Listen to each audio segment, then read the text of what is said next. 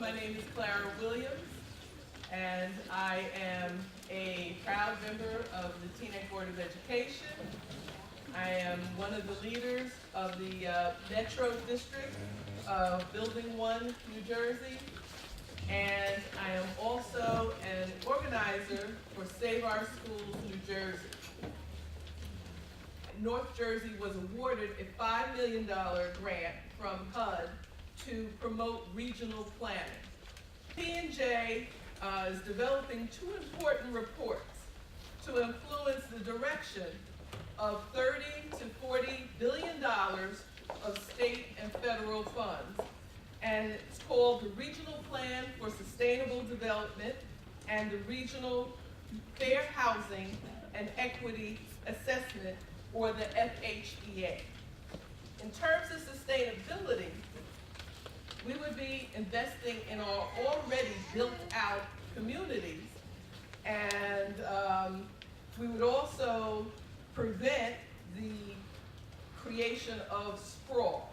We should be rewarding diverse communities like ours and holding them up as models for other communities in the United States.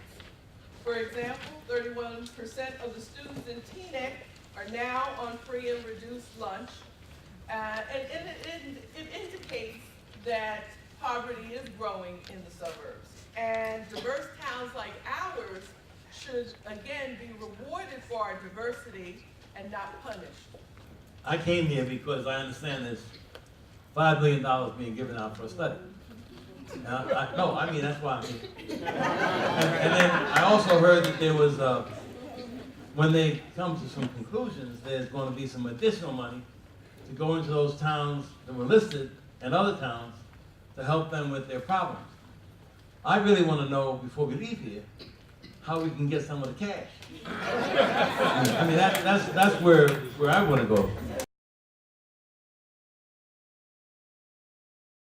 Every community has struggled over the last decade.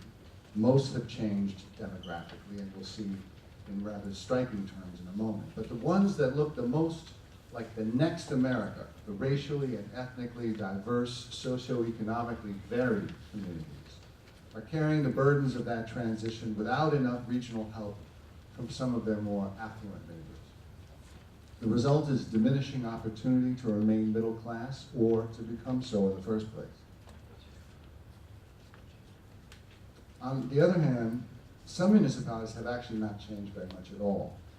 They're racially and economically homogenous, they're solidly middle class, they're engines of opportunity.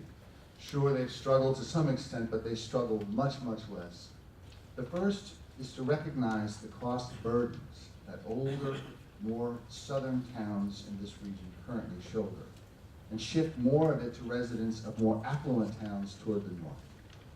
And we may call these cost-shifting equity policies. The second policy path of regional equity is to compel more inclusiveness from those opportunity-rich towns so that they share more in the collective burden to create a broader middle class. People want to live amid jobs and good schools, but they're excluded. Therefore, we may call these kinds of equity policies inclusiveness policies. These charts illustrate the pace of change in both the percentage of Black and Latino kids and school kids across the three-county region, as well as the percentage of low-income students, or FARM, those receiving free and reduced meal lunch, Secaucus 12 and Teaneck 10. So that's your racial and ethnic diversity. A radical amount of change in a relatively short period of time. You don't, however, see that dynamic occurring in places like Allendale or Franklin Parks, where there's been no percentage change in Franklin Lakes at all. This is tax base. Here we see these various elements converge in a map of fiscal resources by municipality. And this time, dark brown represents fiscal strength, with towns like Englewood Cliffs, Saddle River, and Alpine enjoying equalized valuation per capita in excess of $400,000. Areas in gray, by contrast, have a fraction of that. Excuse me, I have a question. Teterboro has about 12 houses in it. How does that number relate?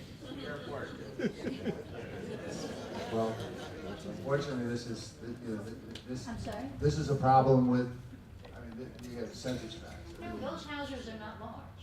They're not alpine houses. In Teterboro, there's maybe 20 houses, and they're little, small houses.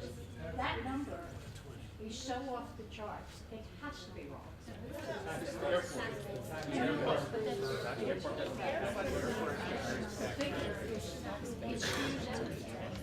So look here at job trends.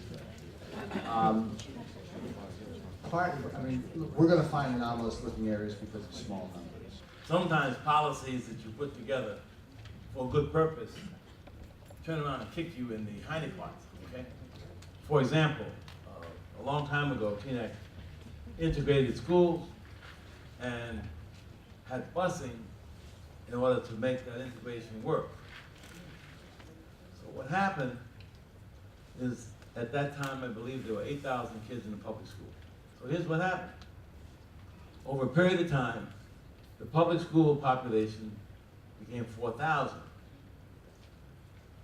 At that same time, the private school population became 2,000. So what happened is, in terms of stabilizing the community, the policy we made for integrating schools caused another set of people to come into town that, let's say, did not lead to stabilization. I'm gonna stop with that.